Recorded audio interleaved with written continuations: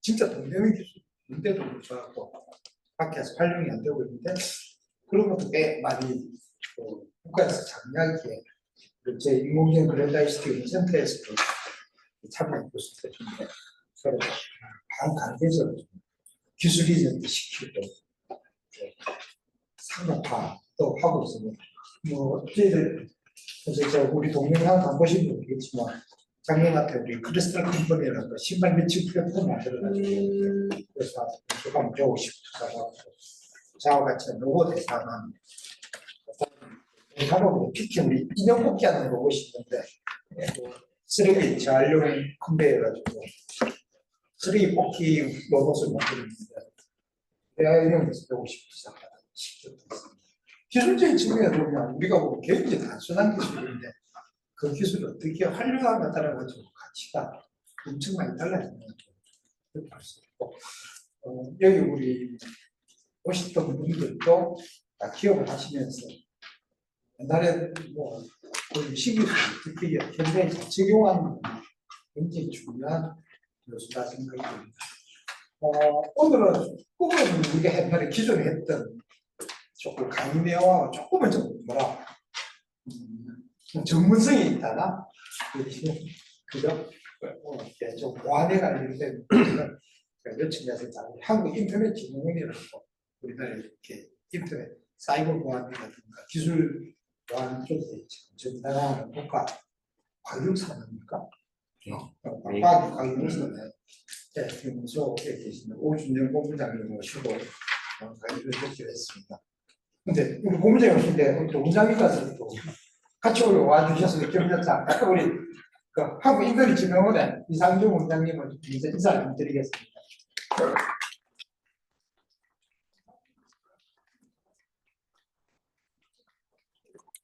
그러면 또 소개해 주시고요.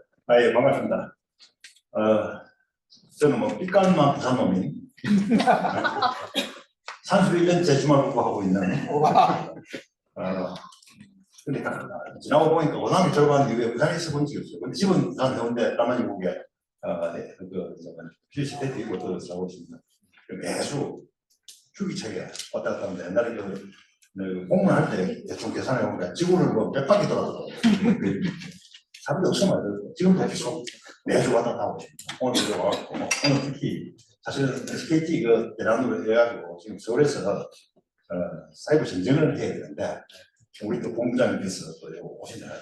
제가 고위무사로 나왔습니다. 부산에서 제가 공무원 생활 30년 넘게 부산에서 공부를 한 번도 안 해봤어요. 그래서 늘 부산이 아쉬운 곳인데, 근데 오늘 이렇게 부산에서 이렇게 마이크 잡고 이야기할 수 있어요. 반갑고 건강이고 이런 분들 만나고 있어서 반갑습니다. 오늘 우리 오진영 본부장 특히 부산 본부장인데 아주 국제적인 겁니다. 그래서 오늘 좀 혹시 도움이 되지만 우리 좀 완전 전문가시니까 아주 조금이라도 도움 주시면 감사합니다.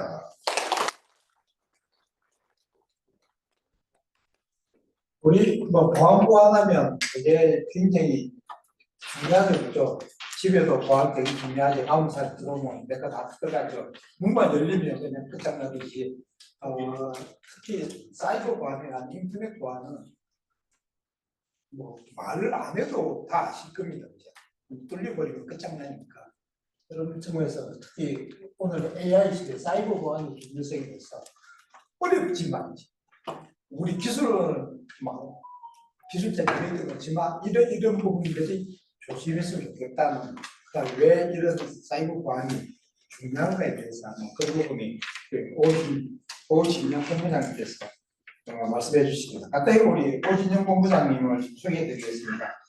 소속은 한국인터넷진흥원의 정보보호 산업본부장입니다. 정보보호산업이고 굉장히 아까도 저 지목 때에서 굉장히 특이하신 분이에요. 대학을 뉴질랜드 IPO 국제관계를 하시고 석사를 잠깐 일본에서 하셨다가 그때 취직을 해가지고 일본에서 가지고 했다가 KDI의 국제정책대학원에서 투자경영학 석사하셨고 현재 성균관대학교 국정전문대학원 행정학과 박사학위를 수료하셨습니다. 보면 주요 경력은 보면 한국인터넷진흥원 A사업 팀장, 재무팀장, 하셨고 보안사업 단장, 그리고 잠시 우리 블록체인 규제자유 특구 하실 때 그때 그 부산 규제자유 특구 기술 단장님도 하셨고 현재는 정보보호 30대 부행하시고 이제 인터넷진흥원의 정보보호 산업본부장님을 하고 계십니다.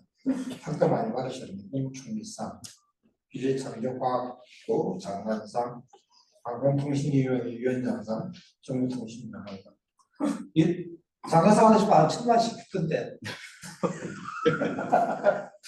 저도 받아봤는데 혼자 받으셨잖아요. 감동입니다.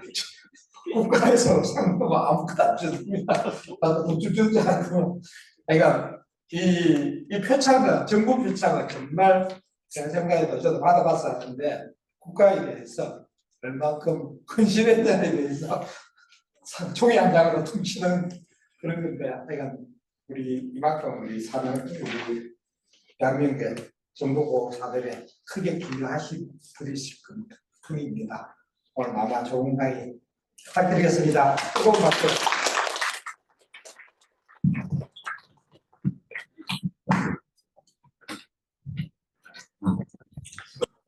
인사부터 좀 드리고 강의를 좀 시작하도록 하겠습니다. 안녕하십니까. 저 한국인터넷진흥원의 정보보호 산업본부를 맡고 있는 오진영입니다. 선생님께서도 잠깐 말씀을 좀 하셨는데 일주일에 가장 소중한 토요일 오후 2시에 여기 와주셔서 또 제가 또 준비한 내용을 좀 말씀드리려고 했더니 부담이 조금 굉장히 많이 되더라고요. 소중한 시간을 좀 더 가치 있게 좀 만들어드리고자 자료를 좀 준비를 했는데 혹시나 다른 곳에서 들었던 내용들이 조금 나온다면 그 내용은 정말 중요한 내용입니다. 저까지 얘기하고 있는 정도면 정말 중요한 내용이니까 그 부분도 한번 또 주의 깊게 봐주셨으면 좋겠고 사이버 보안이라는 파트가 우리 같은 업계에 있는 분들끼리 얘기할 때도 굉장히 재미가 없는 파트입니다.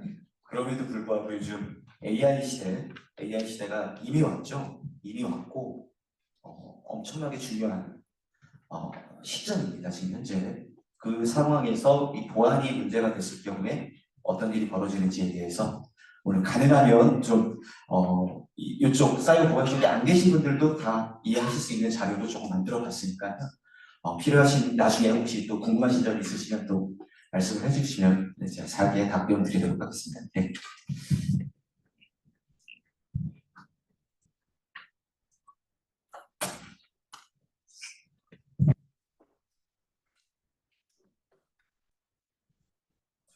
AI 시대가 되면서 이제 그 관련된 자료를 직원들이 만들어주지 않습니다. 충분히 우리도 만들 수 있고요. AI를 잘 활용할 수 있는 사람은 일을 많이 시켜본 사람들이 잘 할 수 있습니다. 왜냐하면 AI 창에 무언가를 써서 일을 시켜야 되는데 젊은 사람들은 아직 일을 시켜본 적이 많지 않거든요. 근데 이제 우리 선배님들이나 후배들 계신 이 나이 또래가 가장 AI를 잘 쓸 수 있는 사람들이다 라는 점을 먼저 알고 AI를 시작해 주셨으면 좋겠습니다. 아까 제가 요즘 유행하는 것부터 좀 간단히 좀 보여드리겠습니다. 강사 소개인데요.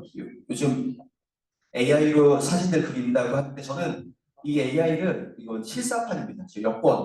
여권 사진을 실사로 변형해 본 겁니다. 이거 말고도 요즘 만화풍이라든지 여러 가지 풍으로 많이들 하고 계신데 직구가 높고 있다고 하죠. 그림을 하나 만들어서 GPU를 돌리기 시작하면 굉장히 관련된 에너지들이 많이 소비가 된다고 그러는데요. 저는 이거 실사입니다. 실사를 한번 바꿔본 겁니다. 저와 관련된 내용들을 좀 더 자세하게 보고 싶으시면 언제든지 제 링크드인에 들어가셔가지고 내용을 좀 보실 수 있으면 제가 어떤 일을 해왔는지에 대해서 조금 더 자세하게 설명이 좀 되어 있습니다. 아까 말씀드렸던 거고요.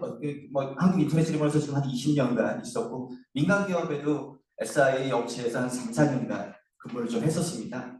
관련된 업무는 부처와 관련된 업무들을 많이 하고 있고 젊었을 때 주로 했던 부분은 글로벌 쪽 사업들을 좀 많이 했습니다. 그리고 지금 최근에는 정보보호 정책들 연구를 좀 하고 있는데 이 새로운 정보 보호와 관련된 제도들을 직접 제안을 좀 했었고요. 제로 트러스트라든지 공급망 보안과 관련돼서 한 3년 전에 직접 제안을 했고 지금은 많이 정부 사업들로 진행이 좀 되고 있는 상황입니다. 전문 분야는 아까 말씀드린 기술 쪽 정책 기획 이런 부분이고 글로벌 비즈니스 쪽으로 많이 얘기를 하고 있고 아까 학교는 좀 말씀을 좀 드렸습니다. 제가 뉴질랜드 가기 전에도 성균관대학교를 다니다가 가게 됐는데 IMF 때 국내에서의 희망을 좀 볼 수 없었던 시절에 무작정 가족들이 있는 뉴질랜드로 떠났던 그런 기억이 납니다. 오늘 발표 주제입니다. 오늘 우리가 지금 AI 시대에 살고 있는데 도대체 이 AI를 어디까지 알고 있는지 그리고 이런 AI 시대에 어떤 위험들이 존재하고 있는지 이게 어떻게 보면 저희 쪽에 사는 일하고 좀 비슷한 부분으로 연계가 되고요. 그리고 마지막으로 진짜 사이버 보안이 어떻게 중요하고 어떻게 활용을 잘해야 될지에 대해서 말씀을 좀 드리도록 하겠습니다. 사실은 AI 관련된 내용들은 요즘 굉장히 자료들이나 영상들이 많이 나와 있습니다. 그 중에 제가 이 보안과 관련된 그리고 꼭 아셔야 될 부분들에 대해서 많이 추려왔습니다. 오늘 보시는 내용들을 중심으로 알고 계시면 어디 가서도 사실은 AI에 대해서 한 말씩 하실 수 있는 그런 정도의 내용들을 좀 담고 있을 것 같습니다.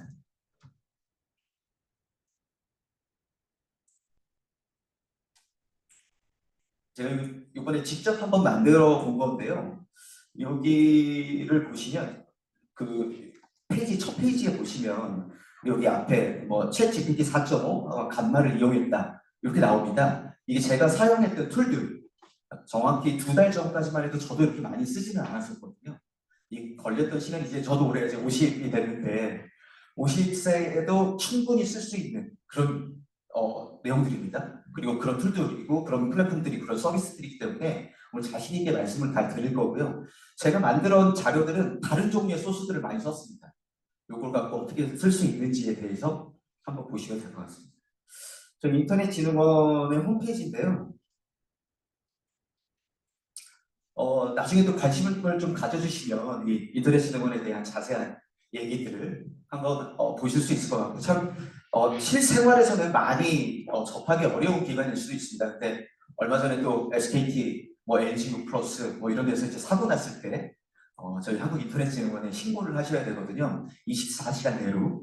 왜냐하면 24시간이라는 시간이 왜 꼭 시간을 법적으로 만들어 놓은 이유가 다른 곳에 전파되는 것들을 미연에 좀 그래도 어떻게 막아보자라는 개념으로 24시간을 준 거고 집중하지 못했고 일부러 그런 건 아니다. 이거 어떻게 보면 자신들을 위해서긴 하지만 다른 기업들에게 또 다른 피해가 될 수 있기 때문에 그 24시간을 꼭 지켜줘야 되는 그런 상황입니다. 나중에 저희 인터넷진흥원 홈페이지도 꼭 한번 방문해 주셔서 얘기를 좀 들어주셨으면 좋겠습니다.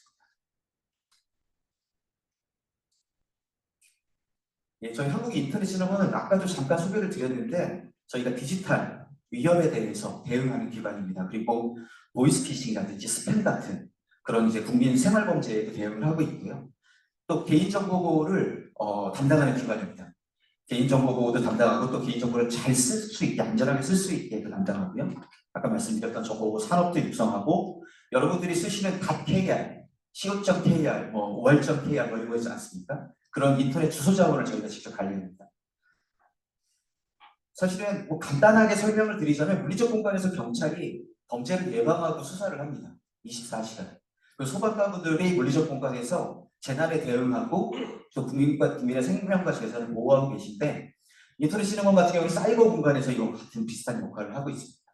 365일 24시간 저희가 센터를 운영하고 있고 디지털 공간의 안전 그리고 국민의 생활과 재산을 지키기 위해서 노력을 하고 있는 기관입니다. 또 저희 쪽의 업무 중에 또 주요한 파트가 이 사이버 보안은 국내에서 저희끼리만 할 수 있는 업무는 아닙니다.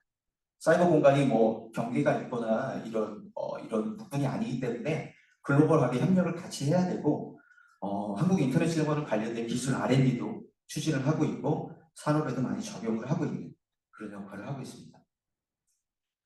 사이버 방어뿐만 아니라 글로벌 협력을 확대하고 산업 혁신을 주도하고 또 이 사이버 보안과 관련된 전문 인재들을 1년에 2만 명씩 양성을 하고 있습니다.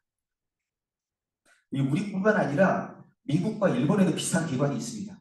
미국과 일본은 주로 공공 쪽을 중심으로 많이 조직이 운영되는데 한국의 인터넷진흥원은 저희는 공공과 민간 쪽 모두 지원하고 있는 그런 기관입니다. 네, 저희가 저희 기관 소개를 간단하게만 좀 드리고요. 제가 이게 인터넷진흥원을 설명하려고 하다 보니까 한국인터넷진흥원과 부산과의 관계를 조금 설명을 드려야겠더라고요. 부산하고는 꽤 오래전부터 많은 일들을 하고 있습니다. 저희가 부산하고는 이미 MOU를 맺고 있고요. 전략적 파트너십으로 부산시와 함께 일을 하고 있고 블록체인이나 개인정보 활용 관련해서 일을 하고 있습니다. 그리고 정보보호 산업 육성 관련된 일도 부산과 하고 있는데요. 저희 원장님 오셔서 어제 급하게 한 장 만들어서 넣은 건데 저희 원장님들이 지금까지 2009년도에 저희가 만들어지고 나서 7분의 원장님이 계셨습니다. 저희 첫 번째 원장님이 지금 연재구 의원, 국회의원이신 김희정 의원님이 저희 첫 번째 원장님이셨고 지금 현재 저희 이상중 원장님을 비롯해서 부산연구가 계신 원장님들이 7분 중에 4분이 계시더라고요. 그래서 그런지 저희 부산과의 강한 인연이 있다고 말씀을 드릴 것 같고요. 부산과의 같이 협력할 때도 굉장히 좀 유연한 부분이 좀 없잖아 있습니다. 이게 공식적으로 올라가는 자료에는 빼겠지만 오늘 좀 원장님 오신다고 해서 사실 넣어봤습니다. 네. 먼저 부산에는 이미 저희가 가명정보 활용센터라고 해서 부산의 센텀 쪽에 개인정보를 좀 안전하게 활용할 수 있는 센터가 있습니다. 언제든지 방문하셔서 개인정보를 갖고 사업을 추진하시는 분들이 안전하게 개인정보가 유출되지 않게 하면서도 이 데이터를 사용할 수 있게 하는 센터를 저희가 지금 갖고 있고요. 아까도 잠깐 말씀드렸지만 저희 2019년도에 부산시에 나와서 부산 블록체인 규제자유특구 기술 부단장을 맡았습니다. 그때 단장님은 부시장님이셨고요. 그래서 여기 와서 관련된 부산에 와서 여러 가지 시범 사업들을 같이 진행을 했었고 지금은 부산 PP 테크노파크에서 그 업무를 맡아서 지금 하고 있습니다. 부산 규제자유특구에서 나오면서 만들었던 게 이 부산 블록체인 기술혁신센터입니다. 부산에서 블록체인을 제대로 하고 지속적으로 하기 위해서는 관련 기술혁신이라든지 기업 육성, 사람들을 교육시키는 게 필요했는데 그게 필요해서 마지막으로 제안을 했던 거고 이미 부산에서 만들어졌고 지금은 대구에도 하나 만들어져 있는 상황입니다. 제일 중요한 건데 이거는 제가 담당하고 있는 겁니다. 지금 동남권, 부산, 울산, 경남 쪽에 정보보호 클러스터를 지금 부산에 설치했고요. 저희가 정보보호 관련된 여러 가지들을 기업과 국민들을 지원해드리는 정보보호 지원센터를 해운대 동서대 센터 캠퍼스에 지금 위치하고 있습니다. 오늘 내용을 좀 들으시면 이걸 어떻게 활용하실 수 있는지에 대해서도 조금 더 설명을 좀 드리도록 하겠습니다. 이 사이버 훈련장은 전국에 지금 인터넷진흥원에서 2군데에서 운영을 하고 있는데 하나는 판교에서 운영을 하고 있고 하나는 지금 부산에서 운영을 하고 있습니다. 잠깐만 화면을 그냥 보시겠습니다.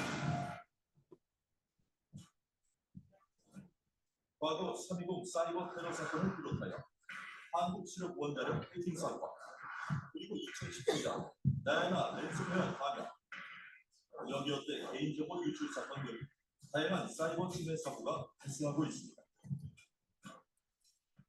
각각 다른 방법으로 공격되고 있는 침해 사고로 인해 현재 대한민국의 사이버 세상은 보다 다양하고 진화된 사이버 공격을 경험하고 있는 것이 현실.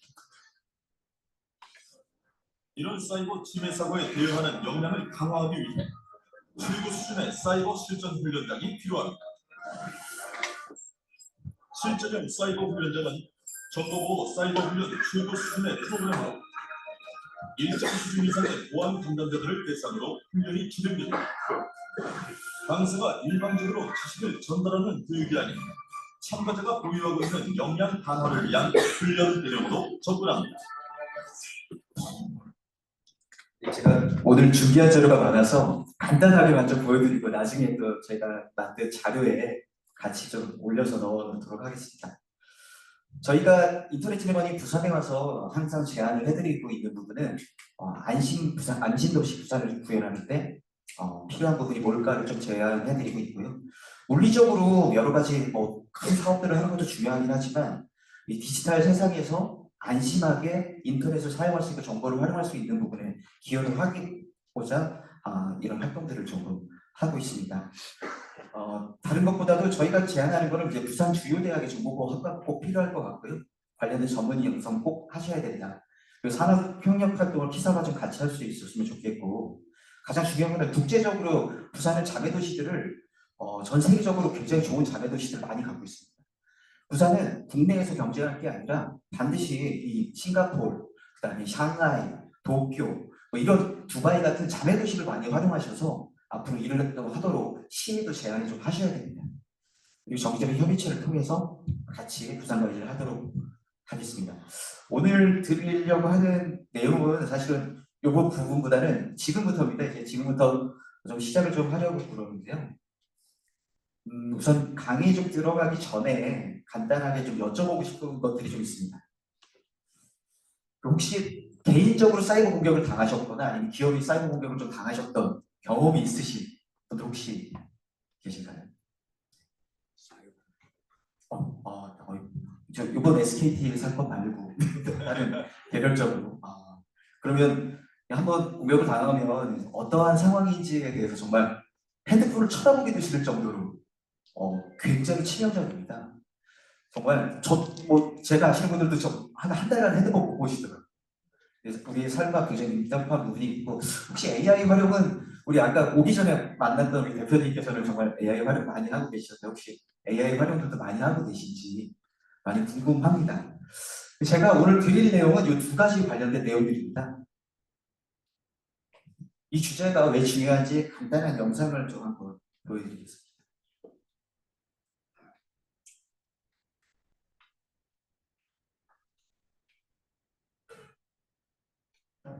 I want every car in a 2-mile radius now. There's over 1,000 of them. Hack them all.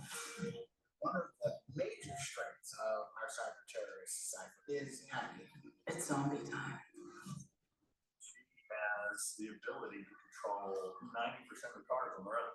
There's something great about witnessing a character taking what she wants. Because 이게 영화의 티저인데요. 이게 요즘 자율주행 관련된 얘기 많이 나오죠. 또 AI가 컨트롤 당하고 그 AI가 해킹을 당했을 때의 경우입니다. 이제는 단순히 그 영화의 내용의 수준이 아닙니다. 언제든지 벌어질 수 있는 상황이 됐다라고 감히 말씀을 드릴 수가 있고요. 이것도 한번 보시겠습니다. to help families refinance their homes, invest in things like 동시에 같은 말을 하는 오바마 전 미국 대통령이 있습니다. 이 중 진짜 오바마는 누구일까요? 정답은 4개 모두 가짜입니다. 네, 4개 모두 가짜입니다. 엄청나죠? 이 관련된 딥페이크 관련된 기술들이 엄청납니다. 이 뒤에 보시면 딥 보이스라고 해가지고 목소리까지 다 바꾼 내용들이 많이 나옵니다. 목소리뿐만 아니라 얼굴까지도 이제는 구분이 더 안 되고 있습니다. 이 딥페이크를 막는 기술들도 많이 나왔는데 이 딥페이크를 막는 기술 또 막는 기술까지도 나오고 있습니다. 이제 구분할 수 없다라는 얘기가 되겠죠. 구분할 수 없으면 이 제도로 처벌로 진행을 할 수밖에 없는 상황이 되어버립니다. 우리가 지금 AI가 일상생활에서 이미 많이 들어와 있습니다. 업무는 당연히 많이 하고 있어요. 모든 직원들의 PC에 지금 챗GPT 하나씩 다 열려 있습니다. 근데 우리 보안의식은 여전히 사실은 저도 좀 부끄러운 부분인데 90% 이상이 독일 비밀번호를 여러 가지 사이트에서 아직도 쓰고들 계세요. 그리고 2단계 인증이라든지 이런 거 복잡하고 귀찮다고 해서 안 하고 계십니다. AI를 통해서 더 많은 위험들이 노출이 되고 있는 그런 상황입니다. AI 시대에는 저희가 사이버 보안 위협과 관련돼서 더 공격이나 방어들이 어려워지고 있습니다. 이 관련 업계에 계신 분들 요즘 굉장히 힘든 상황이에요. 공격도 AI로 그리고 방어도 AI로 정도 있으면 AI들끼리 서로 공격하고 계속 방어하고 있는 상황이 현재도 지금 개발되고 지금 벌어지고 있는 상황입니다. 이제는 앞으로 공격이 벌어지면 차단하고 대응하는 것뿐만 아니라 예측하는 상황으로 관련된 사업들이 진행이 돼야 된다고 저희는 얘기를 하고 있고요. 이미 금융, 제조, 의료, 유통 분야에서는 관련된 분야들에 대한 새로운 공격들과 표적들이 나오고 있습니다. 이미 굉장히 사고가 많이 나오고 있는 분야. 왜냐하면 우리는 이제 핸드폰이라든지 이런 통신사 관련된 이런 유출권이 돼야지만 저희한테 실생활을 와서 봤는데 이미 사회 전반적으로 많은 사고들이 진행되고 있는 상황입니다. 이런 부분에 대해서 오늘 강의를 조금 발표를 좀 진행을 하도록 하겠습니다. 강의에 들어가기 전에 너무 궁금하실 거예요. 요즘 젊은 사람들은 어떻게 AI들을 쓰고 있는지 많이 궁금해 하실 것 같아서 제가 뭐 좋은 자료가 나와 있길래 요거는 제가 지금 오픈 서베이라는 최근에 자료가 나왔더라고요. 그 자료를 갖고 학습을 시켜서 PPT를 만들어 본 겁니다. 한 10분 정도밖에 걸리지 않았고요. 이 PPT가 나오는데 10분 정도밖에 걸리지 않습니다. 요 감마라는 거는 요 좀 예쁘게 그림도 나오고 하는 요 툴을 얘기합니다. 이 툴 자체에도 AI가 들어가 있어서 어떤 명령어를 넣어도 그 명령어대로 PPT를 만들어줘요. 요거는 한국과 미국과 일본, 특히 젊은 사람들에게 AI를 어떻게 쓰고 있는지 물어본 겁니다. 좀 궁금하지 않아요? 저도 좀 많이 궁금하더라고요.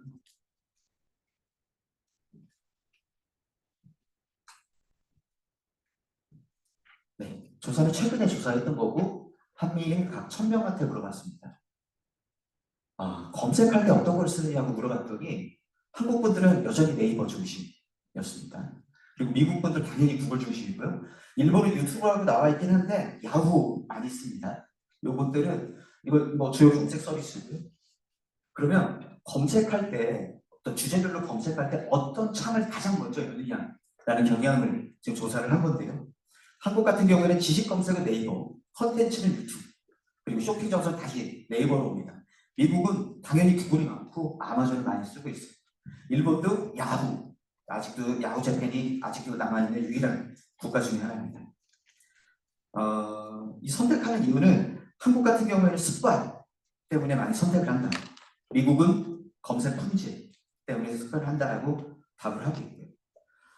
검색 채널의 선택 기준은 한국이나 일본은 익숙함과 접근성, 미국은 신뢰성, 이 사람들의 차이에 따라서 이 어떤 검색을 하는지도 좀 차이가 있구나. 이게 중요합니다. 생성형 AI를 미국 중심으로 해서 많이 만들었는데 쓰고 있는 걸 보십시오. 이렇게 한국 사람들 대단한 게 한국은 챗GPT의 인지율이 벌써 70%가 넘습니다. 일본은 한 50% 정도 됩니다. 그리고 미국에서 진짜 제일 큰 기업들은 다 미국에서 활동하고 있는데 오히려 쓰는 사람은 한국이 더 많다는 거죠. 항상 한국은 이랬죠. 경험 전환율이라고 해서 만약에 내가 이 사이트에 들어갔다가 그 다음에 나왔을 때 어떤 다른 것들을 한다 라고 했을 때 그 비율인데요. 한국 보십시오. 한국은 70%가 넘습니다. 챗 GPT에 들어가서 뭔가 활동을 하시고 로그인을 하시고 등록을 하신 다음에 그 이후에 실제로 액션을 취하는 활동이 70%가 넘는 게 한국 사람입니다. 저는 AI를 활용하는 한국이 주권 AI나 거대 AI 모델에 관련된 기술들은 아주 조금 늦었더라도 AI 시대에 한국에서 한국이 보여줄 수 있는 역량은 굉장히 높다고 생각합니다. 연령별로는 지금 10대에서 30대가 우리나라 많이 쓰고 있는데요. 40대 이상이 지금 현재 너무 낮습니다. 아까 말씀드렸듯이 AI는 잘 부릴 수 있는 사람들이 잘 쓸 수 있습니다. 그동안 경험이 많고 사람들을 많이 밑에 두고 일을 시켜봤고 했던 분들이 더 잘 쓰실 수 있어요. 그 이유를 조금 이따 말씀을 좀 드리겠습니다. 일본은 10대 중심, 미국은 그냥 연령에 큰 차이가 없이 활용이 되고 있습니다. 활용 목적은 아까 말씀드렸던 것과 굉장히 비슷하고요. 만족도 부분입니다. 한국과 미국은 굉장히 만족도가 높습니다. 일본은 만족도가 좀 낮은 이유가 정서적인 교류 측면에서 조금 더 많이 엔터테인먼트, 정서적 이런 부분들을 많이 AI로 활용하는데 그런 부분들이 아직 덜 만족스러운 거죠. 이것도 재밌는 건데요. 이게 만약에 내가 AI를 썼을 때 질문을 했는데 만족스러운 답이 나오지 않았어요. 그때 한국 사람들은 재질문을 한답니다. 네. 더 구체적인 키워드를 추가하고 끊임없이 한국 사람들은 내가 원하는 답을 찾기 위해서 하는데 미국 사람들은 동일한 질문을 한 번 더 물어보고 아니면 조금 더 창의적인 활동으로 프롬프트를 조정하죠. 일본 분들은 바로 그냥 검색 엔진을 바꿔버린다고 하는 그런 결과들이고요. 이게 불만족 시 두 번째로 많이 취하는 행동이 이게 좀 안타깝지만 한국은 그냥 포기해버린다고 그러더라고요. 계속 찾아보다가 안 되면 한국 사람들은 포기합니다. 근데 미국 같은 경우에는 검색을 전환해보고 일본은 오히려 거꾸로 질문을 전환해요. 요거는 어떻게 보면 국가마다 이제 스타일들이 조금씩 다르다고 말씀을 좀 드릴 수가 있을 것 같아요. 쓰지 않는 이유는 뭐냐? 쓸 일이 없어서 익숙하지 않아서 뭐 이런 부분들이고 미국 같은 경우에는 보안 우려 그리고 약간의 AI에 대한 거부감도 좀 갖고 있다고 그러더라고요. 공통 요소로는 필요성에 대한 인식이 조금 아직은 일상생활에서 활용 사례가 좀 부족하다. 저도 AI를 처음 썼던 때가 기억이 나는데요. AI라는 것도 막 유행하고 해서 뭔가를 집어넣어서 활용을 해봐야 되는데 이거 어디다 써야 될지 좀 난감하더라고요. 그래서 밤에 좀 출출하길래 어떻게 하면 쥐포를 좀 맛있게 구워 먹을 수 있냐라고 AI에 넣어봤어요. 답이 뭐였는지 아십니까? 깜짝 놀랐어요. 토스트기에 쥐포를 구우라고 하더라고요. 하지도 않고 정말 맛있게 구워집니다. 그때부터 쓰기 시작했습니다. 신뢰가 올라갔어요.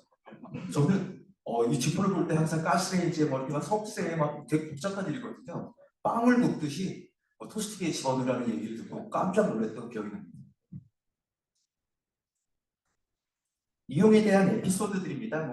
이 AI 언제 썼을 때 좋았냐라고 했을 때 여행 그리고 아까 우리 대표님도 얘기하시지만 코딩, 디버깅 할 때 만들어진 코딩이 잘 만들어졌는지 확인할 때 아주 정확하게 지적을 해줍니다. 그리고 외국어 학습. 이제 더 이상 외국어 학습을 딴 데 가서 하실 필요가 없어요. 챗 GPT로 외국어 학습 하시면 됩니다. 내 영어가 어떤지, 내가 하고 있는 발음이 어떤지, 내가 한 문장이 어떤지 거꾸로 만들어서 고쳐달라고 하면 고쳐주기까지 합니다. 돈 내고 나가서 저기 하실 필요가 없어요. 이거 반드시 하셔야 되는 세 가지입니다. 부정적인 거는 제일 안타까운 건데 이게 한번 마음에 들지 않는 거짓 정보를 한번 받았을 때 여전히 AI는 계속 진화되고 있는 과정이기 때문에 그만큼 이해를 해줘야 되는데 우리는 이제 인정할 수가 없는 거죠. 그리고 개인정보 유출에 대한 문제. 제가 오늘 좀 다룰 그런 내용들이 여기에 관련된 내용들이 좀 꽤 있습니다. 이거는 아까도 말씀드렸던 거고요. 이 한국, 미국, 일본 이 정책 서비스와 관련돼서 앞으로 중요한 역할을 할 것이다 라는 결론을 좀 갖고 있습니다. 요렇게 지금 대부분의 사람들이 어떻게 그 AI를 활용하고 있는지에 대해서 간단하게 저희가 좀 알아봤고요. 이제 본격적으로 AI에 대해서 조금 더 말씀을 좀 드리도록 하겠습니다.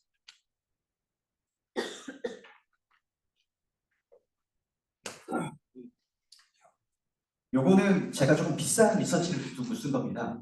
이 챗GPT 옴니 프로라고 한 달에 30만 원씩 내는 이 제일 비싼 겁니다.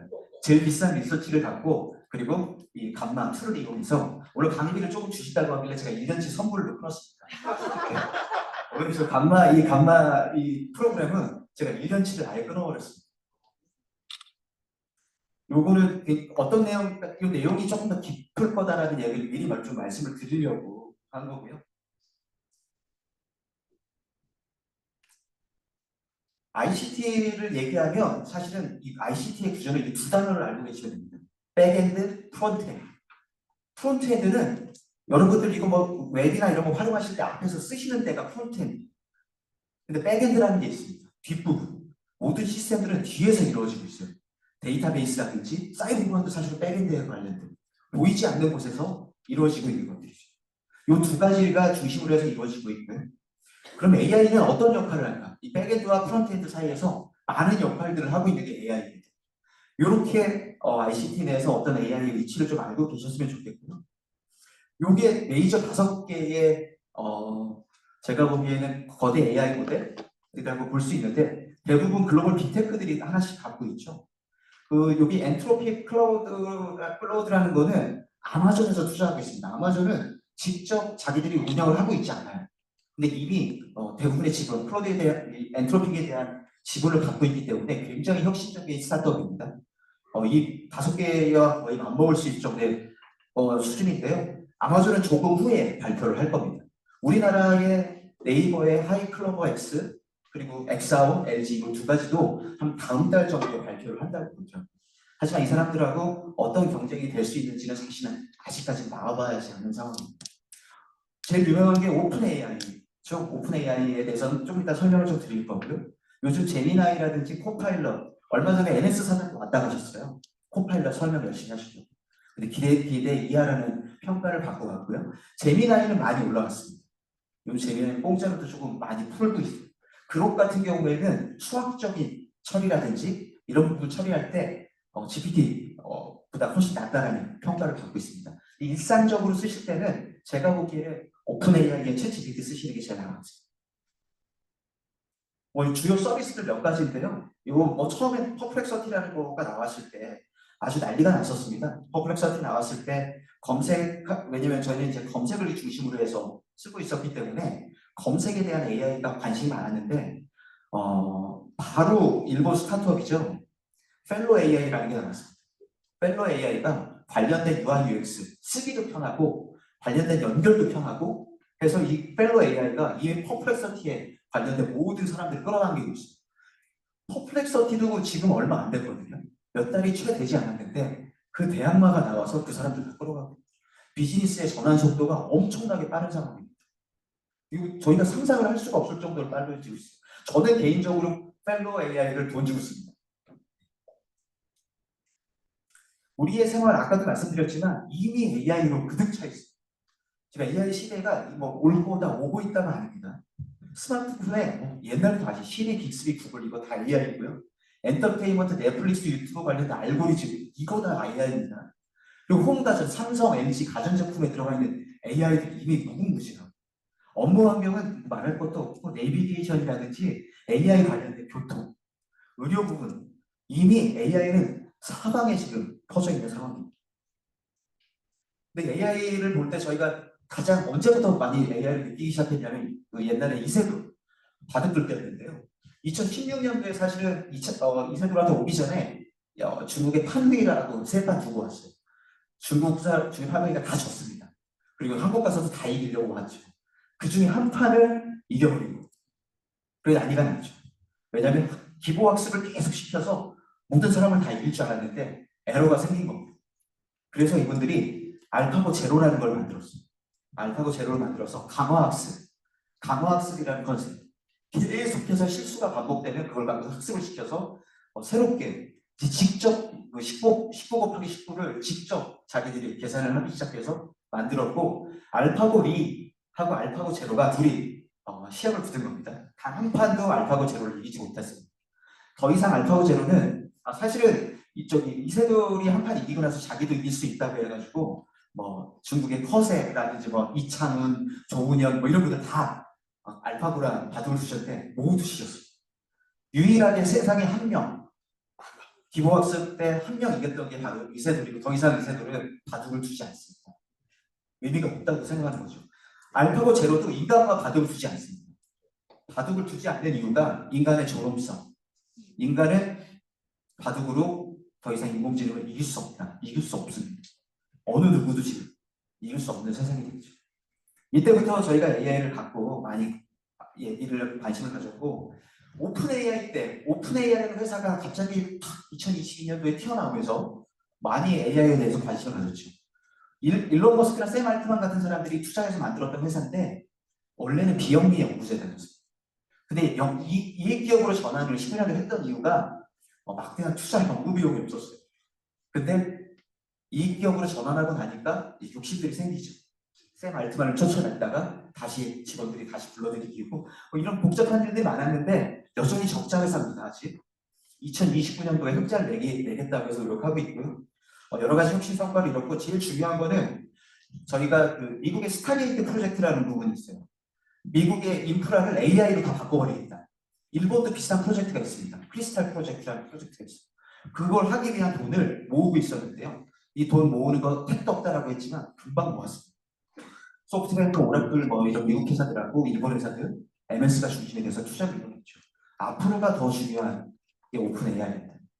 오픈 AI에서 얘기했던 5가지 인공지능 로드맵이 있는데 첫 번째가 챗봇, 지금 쓰고 있어요. 두 번째가 이 자료를 만들었던 딥 리서치 같은 두 번째 단계, 추론을 할 수 있는. 그리고 세 번째 단계가 자율적으로 에이전트들이 일을 한다.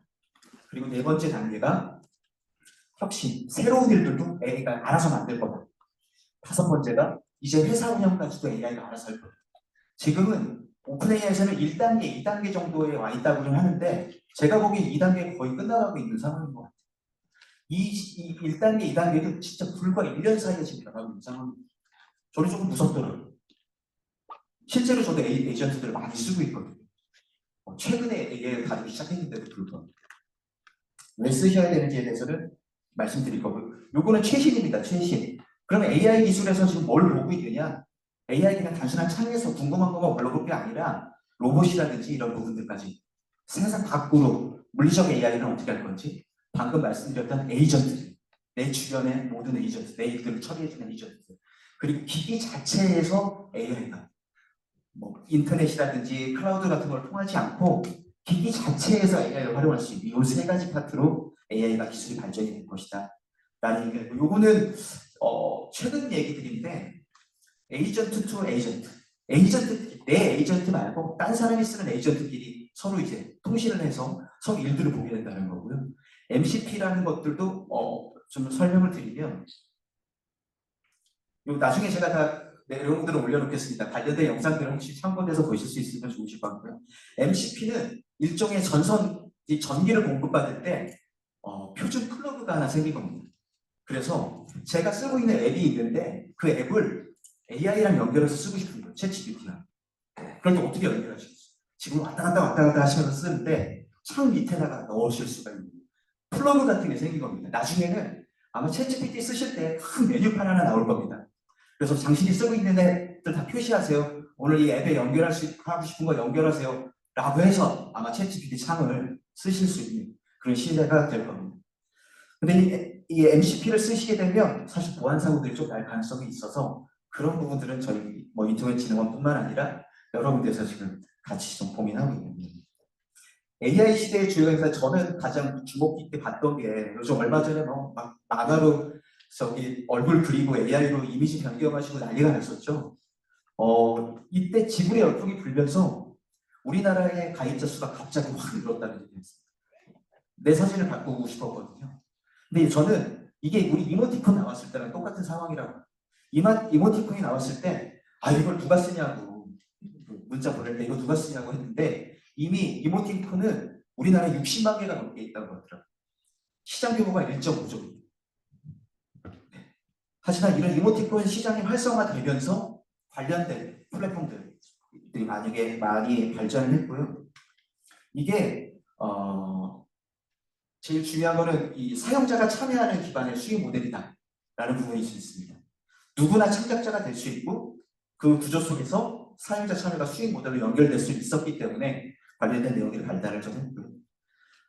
플랫폼들, 이제 문화적 코드로도 이미 자리 잡기 시작했습니다.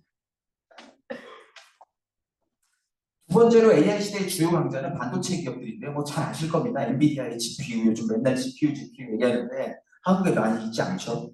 이건 범용입니다. 어디서든 쓸 수 있고 고연산하거나 그래픽 같은 것들 볼 때 쓸 수 있는 GPU예요. 근데 AI에만 쓰려고 해서 특별히 만든 게 AI 전용 칩들이라는 게 개발이 되고 있고, 엔비디아 말고 다른 기업들은 AI 전용 칩 쪽으로 많이 좀 돌아가고 있죠. 그 다음에가 뉴로몬픽 칩입니다. 하드웨어는 항상 반도체는 한계가 올 수밖에 없어요. 하드웨어 스펙들은 한계가 옵니다. 그 이상을 뛰어넘겠다라고 해가지고 인간의 뇌 구조와 가장 비슷한 반도체들 우리나라도 만들고 있습니다. 그리고 IBM이 사실은 왓슨이라고 해가지고 처음에 잘하다가 갑자기 사라졌죠. IBM은 이쪽으로 좀 많이 넘어가고 있어요. 이미 다른 기업들한테 시장을 다 뺏긴 상태에서 굳이 따라갈 이유가 없는 거죠. 뭐 삼성전자도 하고 있고 사실은 국내 중소기업도 굉장히 유명한 회사 하나 있습니다.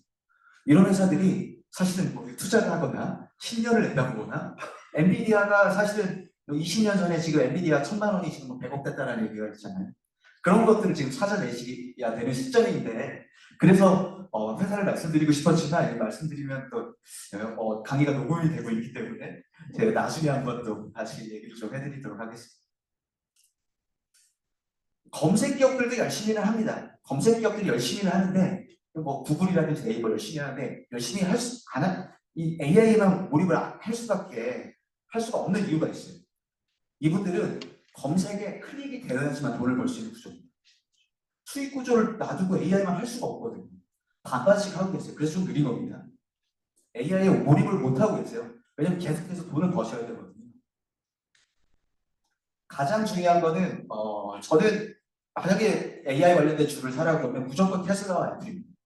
향후 10년 동안 절대 떨어지지 않을, 그냥 묵혀놓고 적금 대신 충분히 가치가 있는 테슬라와 애플은 유일하게 고객을 갖고 있고 데이터도 갖고 있어요. 그리고 플랫폼도 갖고 있고 하드웨어, 소프트웨어 다 갖고 있는 유일한 두 기업이에요. 그것도 세계 1등으로 나가고 있어요. 제가 그래서 저도 이제 애플이나 테슬라 자동차 회사 정도로만 알고 있었지만 애플이나 테슬라는 그런 회사가 아닙니다. 테슬라를 가장 깜짝 놀랐던 이유가 저는 테슬라의 미래형 주택을 봤을 때 8,000불짜리 집이 나왔죠. 확장할 수 있다는 점이 집입니다. 모듈형으로 시도를 해서 집들이요. 이런 집들이요. 전 재난 사고 날 때 이상한 집 지어줄 게 아니라 차라리 이런 것들 많이 활용하는 게 좋지 않을까라는 생각도 해본 적이 있거든요. 밀봉을 형성할 수 있습니다. 즉 180평방피트의 단일 모듈을 4개의 유닛이 서로 연결된 20평방피트의 넓은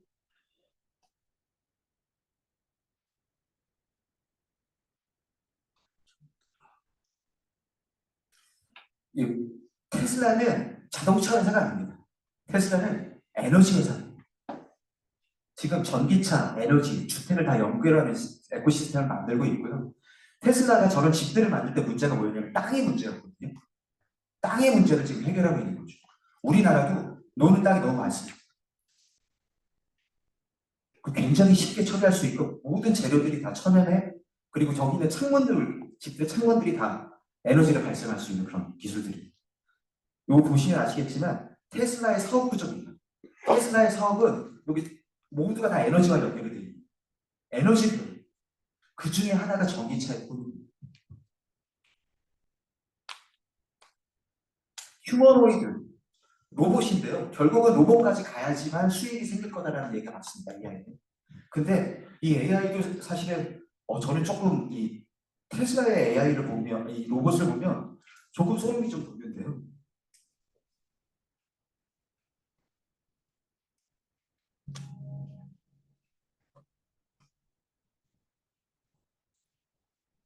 이 옵티머스라고 해서 AI 로봇들이 계속 발달하고 있습니다. AI 로봇이 발달하고 있고 이게 상용화가 되는 순간 사실 시장은 끝난 거죠.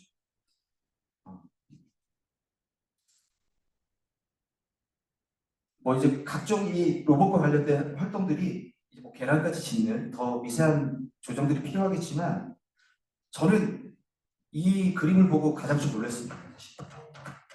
춤을 추고 있는 로봇이 낯설지가 않았어요. 그래서 저는 조금 놀랐던 부분이 저기서 좀 놀랐고요. 이 휴머노이드 사업과 관련돼서 얘기를 조금 더 드렸고 이제는 아까도 말씀드렸듯이 자비스, 혹시 이 아이언맨 때 자비스 기억이 나시나요? 2008년도에 자비스가 나왔던 건데요. 2008년도에 자비스가 2025년도에 현실화되고 있는 상황입니다. 잘 키운 자비스 하나가 열 AI 안 부럽다. 이런 영상도 있고요. 제가 영상을 오늘 준비를 했는데 인터넷이 지금 상황이 잘 안 돼서 제가 한번 이 자비스의 모험들 어떤 역할을 했는지 자비스를 모아놓은 Allow me to introduce myself. I am Jarvis, the virtual artificial intelligence, and I'm here to assist you with a variety of tasks. 너무 무섭지 않나요? 이미 17년 전에 일어났던 일들입니다. 심지어 영화에서. 근데 지금 저희 챗GPT 음성 버전하고 똑같죠. It's 7 a.m. The weather remarkable is 72 degrees with scattered clouds. The surf conditions are fair with waist to shoulder high lines. High tide, big 10:52 a.m.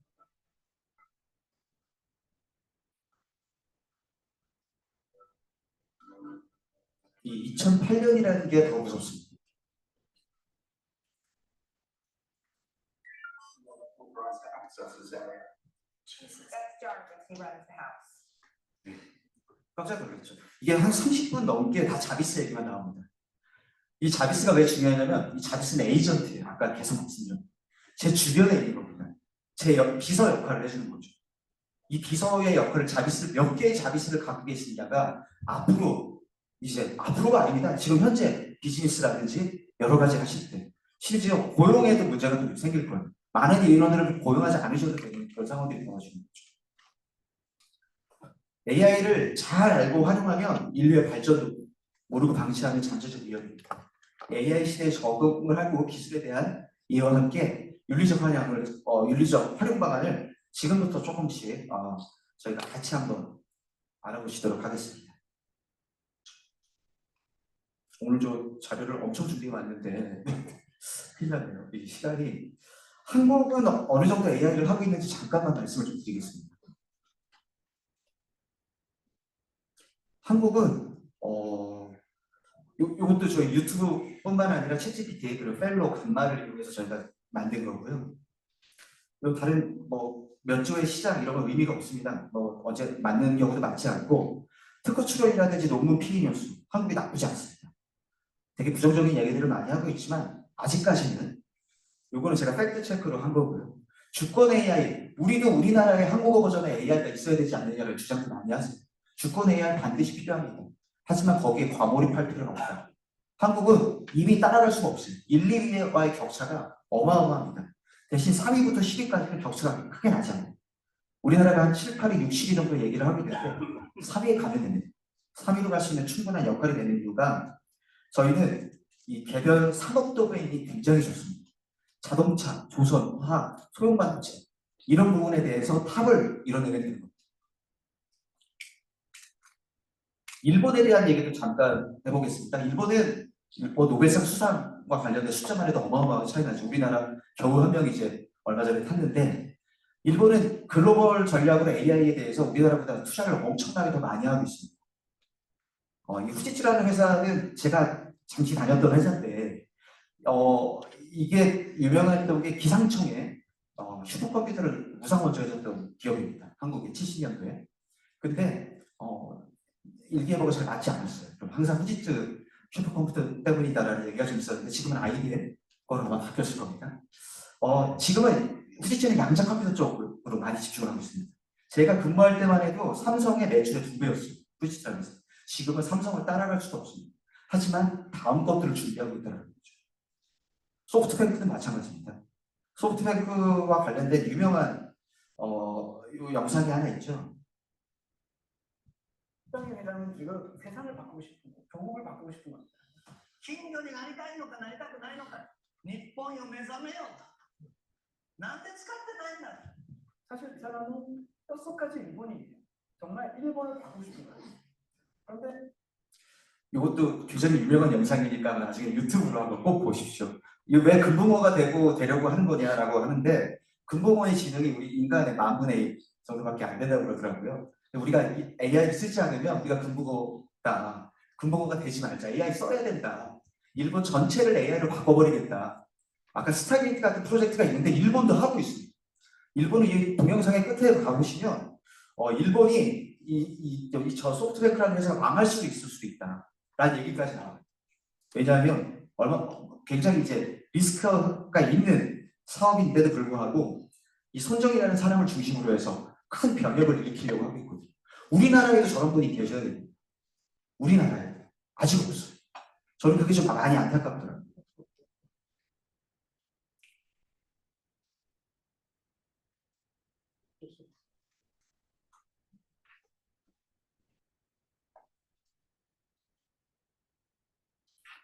전통 강자들과 신흥 기업들이 계속 나오고 있고요. 한국의 강점과 약점에 대해서 인프라, 우리 한 20년간 인프라 세계 최고입니다. ICT 인프라, 정부 지원 양이 많지 않을 뿐 굉장히 좋습니다. 규모가 좀 더 컸으면 좋겠네요. 기업들도 투자하고 있지만 양이 많지는 않아요. 지금 갑자기 약점이 생겼죠. 최근에 인력이 많이 부족합니다. 연구원에서는 많이 떠났어요. 해외로 많이 떠났고 우리 중소기업들이나 기업들이 지금 AI를 많이 쓰고 있지 않습니까? 미국에 비해서. 이런 부분들이 지금 문제로 좀 되고 있고 결국은 도메인 특화 전략을 해야 된다라고 말씀을 드리는 게 삼성 LG는 가전 AI죠. 현대차는 자동차 AI. 각 도메인으로 가셔가지고 AI를 하셔야 돼요. 우리나라도 방산도 좋지 않습니까? 국방 특화된 AI. 이런 부분들에서는 가능성이 있다. 혼합형으로 한국은 좀 진행을 하고 있고요. 삼성, 이 영상도 아마 유명한데 삼성이나 이런 데 투자하고 있어요. 같은 글로벌 프로젝트에. 네, 판을 잘 읽고 항상 우리가 잘하던 건데 예전에 미국의 도시바에서 반도체 잘 팔아먹고 있을 때 도시바가 미국에서 쫓겨난 경우가 있습니다. 왜 그런지 아직 도쿄 되게 유명한 얘기잖아요. 도시바하고 노르웨이 기업이 러시아한테 수출을 했어요. 그래서 갑자기 러시아의 잠수함 소리를 확 줄여줬다고 해요. 미국이 화가 단단히 났죠. 그래서 미국의 도시바에 반도체를 쓰지 않기 시작했어요. 그때 한국이 들어갔어요. 그러니까 판을 잘 읽고 지금 기회가 얼마든지 있다. 언제든지 세상은 변할 수 있기 때문에 그런 부분들을 잘 보셔야 될 것 같고요. 우리나라 관련 내용입니다. 제가 준비한 것들은 사실 지금도 시작인데 이게 시간이 점점 가고 있어서 한 30분 조금만 더 하도록 하겠습니다.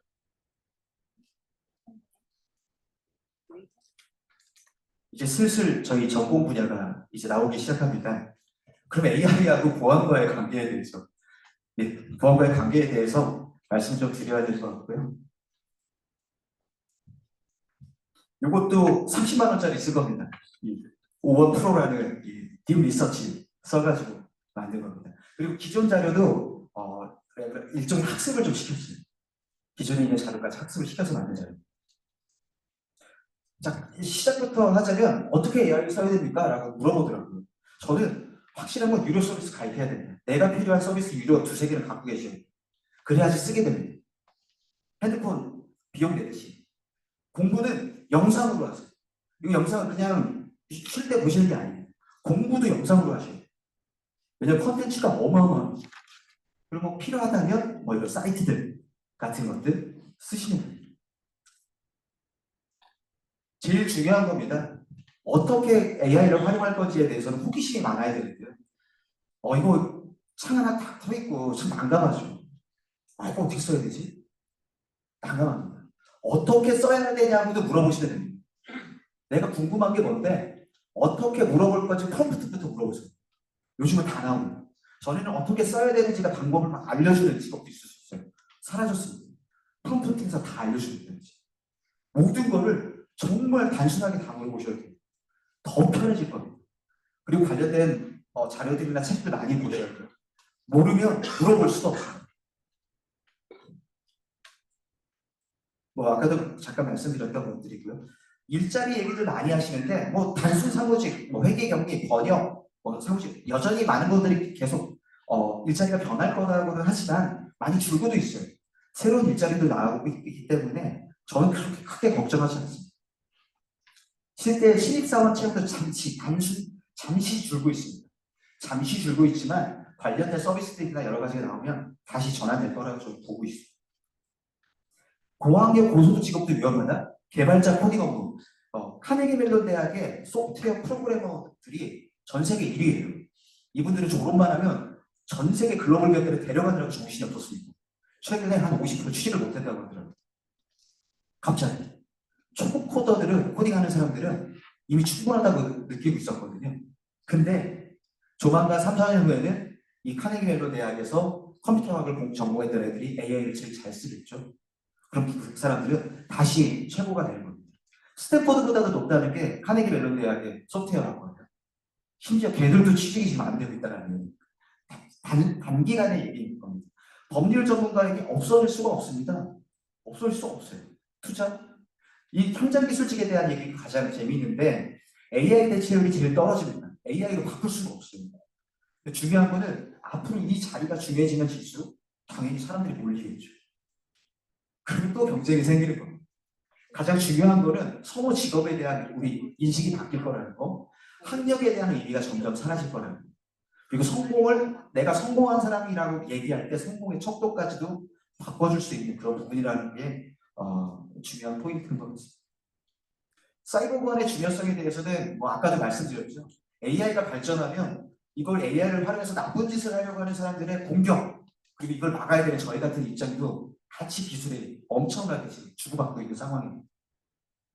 제가 이거는 요런 2023년 AI 기반 사이버 공격이 30% 증가했다고 했는데 아무리 생각해도 팩트가 아닌 거예요. 그리고 이 팩트가 아닌 경우에는 어떻게 확인해야 될까? 제가 오늘 단순하게 좀 알려드리려고 제가 쓰는 펠로라는 기능을 잠깐만 좀 보여드리려고. 이 펠로에 들어가면 에이전트라는 게 있어요. 에이전트에 사실 확인 에이전트가 있어요. 여기에다 아까 그 내용을 갖다가 넣어보는 거죠.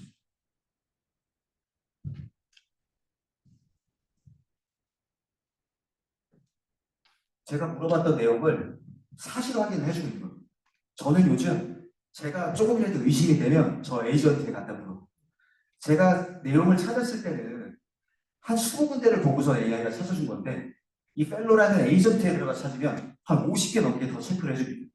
그래서 내가 하려고 하는 얘기들이 맞는지 안 맞는지를 내가 확인을 해줍니다. 지금 계속 확인하고 있는 거예요. 계속 한 문장마다 계속 확인을 해줍니다. 종합 결론은 부분적으로만 맞다. 그래서 말할 때 조심해서 얘기해야 된다까지 알려주는 그런 상황들이죠. 요거는 일부러 제가 보여드리려고 이거 틀리게 좀 써가지고 갖고 온 거. 그리고 결국은 AI를 활용의 한계와 위험성은 두 가지입니다. 신뢰도, 이 내용이 맞냐 안 맞냐, 그리고 내가 쓰는 데이터가 유출될까 안 될까에 대한 고민을 해야 되는 상황입니다. 제가 AI 활용할 때 주의해야 할 점들 많이 나오고 있는데 여기에 대해서 좀 간단히 말씀을 좀 드릴게요. 할루시네이션이라고 해서 AI 처음 나왔을 때 많이 나왔습니다. 이 환각 증세를 해결하기 위해서 강화학습, 아까 reinforcement learning이라고 해서 엄청나게 계속 학습을 시키는 거예요. 계속 학습을 시켜야 된다는 얘기는 계속 우리가 난다라는 얘기. 막을 수는 없어요. 하지만 계속 강화학습해야 되는 상황입니다. 서비스 보안과 투명성, 이게 되게 중요한데 보안을 잘 하면서 이 서비스가 나와야 되는데 이 운영하고 있는 곳에서 아직은 방관 중인 것 같아요. 가로의 의견은 제 의견입니다. 투명성은 개선되고 있어요. 얘들이 어떻게 만들고 어떻게 운영되고 있는지 개선되고 있습니다. 이 서비스 보안과 투명성의 문제 때문에 중국에서 만든 딥시크가 처음 나왔을 때 막 뉴스에 나왔었는데요. 엊그저께 개인정보보호위원회에서 시정 조치 받았습니다. 우리 정보 가져가고 있더라고요. 네. 다른 기업들도 마찬가지일 겁니다. 그래서 법도 만들고 제도도 만들고 그렇게 하고 있는데요. 제일 중요한 건 이 섀도우 AI입니다. 섀도우 AI는 섀도우 IT라는 데에서 이렇게 AI를 바꾼 건데요. 무단으로 사용하는 AI도 봅니다. 내가 AI 쓰고 싶을 때 솔직히 더 좋은 자료를 만들고 싶은 거예요. 그래서 해설을 안 되시도록 하고 있는 거죠. 회사에 자료를 올려서 이걸 활용한다든지 뭐 이런 데이터를 유출, 그 보안의 취약점을 만드는 섀도우 AI, 여기에 대한 대안이 반드시 나와야 된다고 지금 얘기를 하고 있고요. 이 복사해서 붙여넣기 해가지고 학습을 시키는 겁니다. 정보보안 위험이 굉장히 위로 올라가고 있습니다. 실제로 피해들이 나오고 있습니다. 뭐 솔루션들 써가지고 활용하시면 되긴 하는데 섀도우 AI는 솔루션으로 막아줄 수가 없어요. 일부 대기업들은, 큰 기업들은 자기네 내부 모델을 갖고 있으면 상관없습니다. 여기서 관련된 정책들을 막 쓸 수 있거든요. 근데 대부분의 기업들은 그렇지 않다고. 이거 자기 자체 LLM 보유하고 운영하시려면 몇백억 봅니다. 이거 못 쓰세요. 대부분의 기업들은 기업 자료들이 지금 올라가고 있다고 보시면 돼요.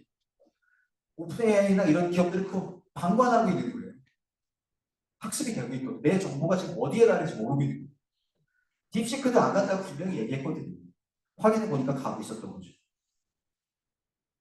기업에서 활용할 때 보안과 효율을 반드시 고려하셔야 되고 투명한 프로세스 앞으로 진행하셔야 되고 단계적으로 쓰셔야 돼요. 어느 날 갑자기 한꺼번에 다 쓰실 수 없습니다. 자, AI 사고들이 많이 나는데요. 그럼 AI 사고를 보고해야 됩니다. 얼마 전에 SKT 사고 났을 때 보고하잖아요. 24시간 내에 보고해야 되고 72시간 내에 개인정보위원회 보고해야 됩니다. 신고해야 되는데 AI가 사고 나면 아직 보고하는 데가 없어요. 아주 위험하죠. 제가 원장님도 오시고 해서 몇 가지 제안을 좀 하려고 이 사고가 나면 실제로 이런 사고들이 나는 겁니다. 이거 앞으로 누가 책임질 건지 챗GPT 보고 밤새 같이 얘기하고 우울증을 겪고 있던 사람이 자살을 했어요. 누구 피해입니까? 누구 잘못입니까? 공항에서 AI가 테러리스트 용의자를 놓쳤어요. 유출가스, 유독가스가 나왔어요. AI 때문에. 이거 누구 잘못이죠? 금융 피해로 완전히 거덜났습니다. 요즘 자동으로 막 다 걸어놓으시잖아요. AI 때문에 이상한 거 막 금융 난리 나는 거죠. 심리적인 피해도 많이 할 수 있고 물리적인 피해, 뭐 드론끼리 막 부딪힐 수 있어요. 이런 사고들 났을 때 어떻게 할 거냐는 대한 대책이 없는 거예요. 그래서 저희가 하는 일들이라 이런 건데 올해 당장 법제화 들어가야 된다. 그리고 저희가 또 이런 신고 받고 하는 거 잘합니다.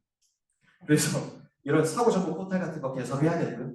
AI와 이 사고 조사 센터 같은 것도 있었으면 좋겠다. 뭐 꼭 저희한테 주실지 모르겠지만, 그리고 의무화 민간 학생 단계 빠르면 빠를수록 좋다. 왜냐하면 다 국민의 생활과 안전에 직결되는 내용들이라고 했습니다. AI는 도구일 뿐이고 어떻게 활용하느냐가 우리의 몫이고요. 결국은 안전하게 활용할 수 있도록 추진을 좀 해야 할 것 같습니다. 이 점점 이게 재미없는 내용들로 가고 있는데 이게 저희가 하고 있는 일이 좀 그렇습니다.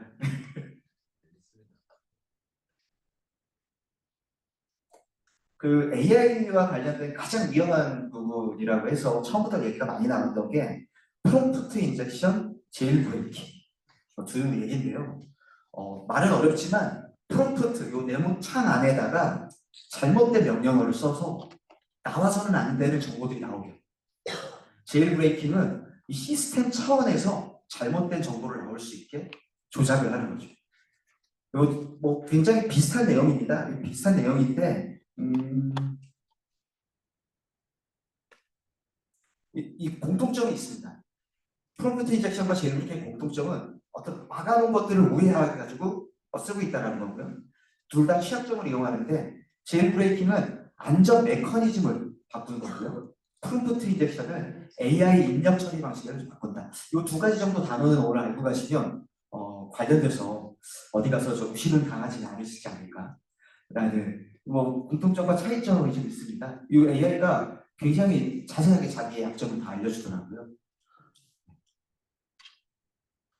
근데 이 AI에 관련된 아까 얘기했던 프롬프트 인젝션과 그리고 제일 브레이킹을 막는 기술들도 있긴 있어요. 기술들도 있긴 있는데 잘 안 됩니다. 그래서 여기 밑에 써 있죠. 또 나옵니다. Reinforcement of Learning. 강화학습. 이거 해결하려고 계속 강화를 하고 있어요. 근데 되게 중요한 거는 자율주행차가 아직도 안 나오고 있는 이유가 강화학습 중이거든요. 자율주행차. 끊임없이 교육을 시키지만 아직도 사고가 나오고 있는 거죠. 막기 쉽지 않을 겁니다. 저도 AI에 관련돼서 이 가드레일 기술들이 계속 나올 거고 관련된 기업들이 많이 생기고는 있지만 앞으로 막아내기 쉽지는 않다. 그래서 AI 기업들은 자기들이 레드팀을 꾸립니다. 직접 가서 공격을 해봅니다. 앞으로 이런 직구들이 많이 생길 거고요. 우리 인터넷진흥원에서도 사이버 보안과 관련된 레드팀을 운영을 할 때는 많죠. 직접 저희가 해커가 돼서 뚫어보는 겁니다.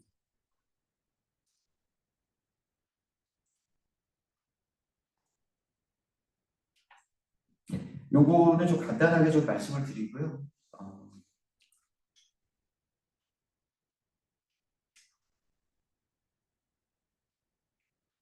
제가 몇 가지 더 준비를 했지만 시간상 그러면 이 국내 주요 사고들은 어떤 사고들이 났을까? 사이버 보안과 관련해서 저희가 AI 시대를 얘기를 하고 있지만 결국은 AI 시대와 그리고 주요 사이버 공격들과 개인정보 유출들이 어떻게 되는지 최근에 또 뉴스에 또 여러 뉴스가 나와서 많이 관심들을 많이 가져주시는데요.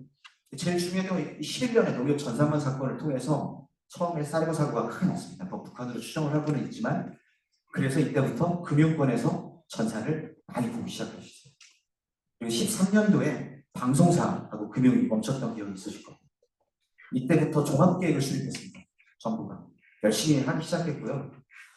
그 다음에 카드 정보, 2014년도에 카드 정보사 뚫렸는데 여기 1억 500만 개가 써 있는데요. 이거 사람들은 잘 모르지만 전 세계 3위입니다. 우리나라에서 유출된 내역인데 전 세계 3위하고 있는 큰 건입니다. 랜섬웨어가 2017년도가 랜섬웨어가 유행했던 해입니다. 이것도 아까도 영상에서도 보셨지만 21년도에 우리나라 기반시설이 한국원자력연구원 해킹 사건이죠. 저 원장님께서 직접 수사를 하셨던 거기서 제가 지금 간단하게만 넘어가려고 저 원장님 제일 많이 알고 있어서 잘못 얘기하면 혼날 수도 있습니다. 우리나라의 주요한 시설들, 이 기반시설들까지 해킹을 당할 수 있다. 해외에서도 많이 있었습니다. 이 스톡스넷이라고 해서 미국이라고 뭐 단정 지을 수는 없지만 이란의 핵시설에 사이버 해킹이 있었습니다. 그래서 이걸 그냥 뭐 인터넷을 통해서 한 게 아닙니다.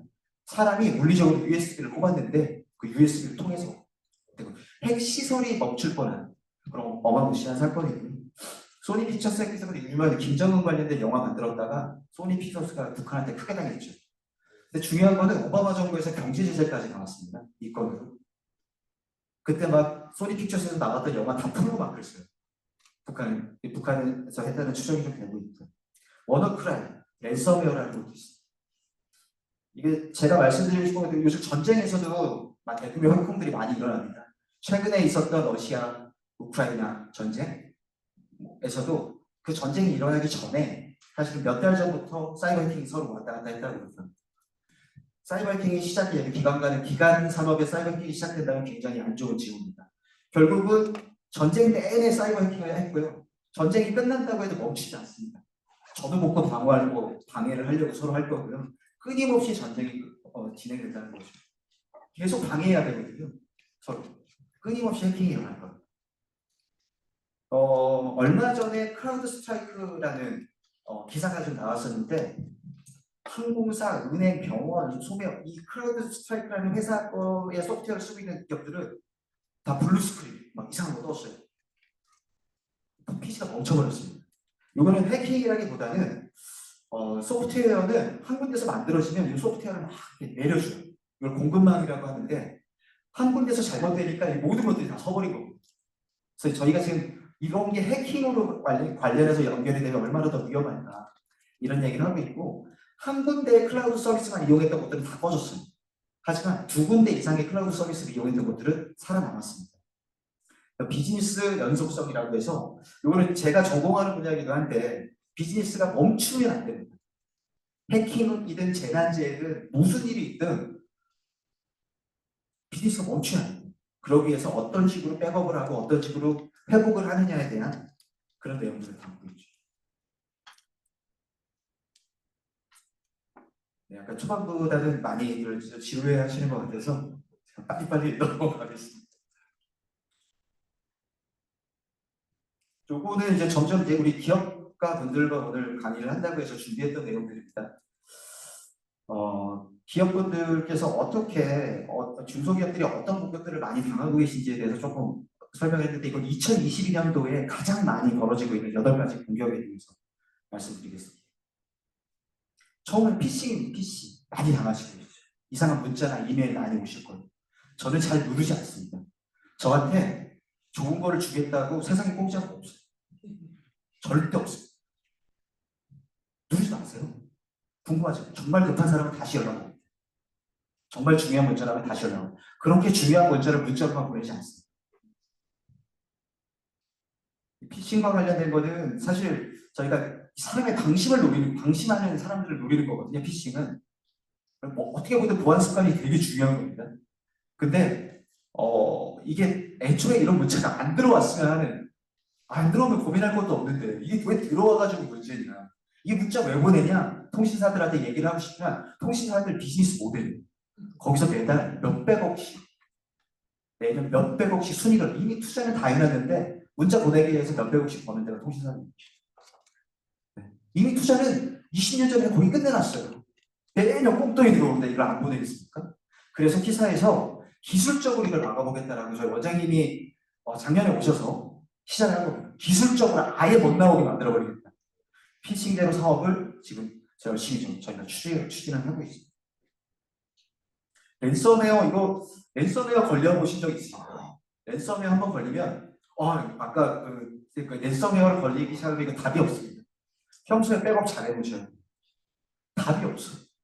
제가 그때 저희가 랜섬웨어도 랜섬웨어를 푸는 것도 연구를 하거든요. 인터넷 시장에서.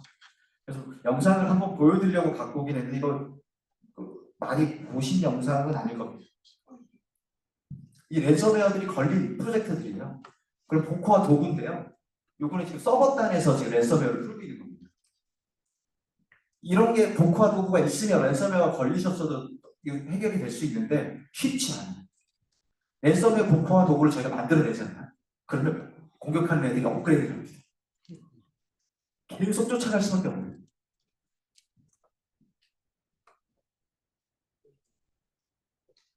이 두 번째 영상은 윈도우 단에서 또 하는 건데 비슷합니다.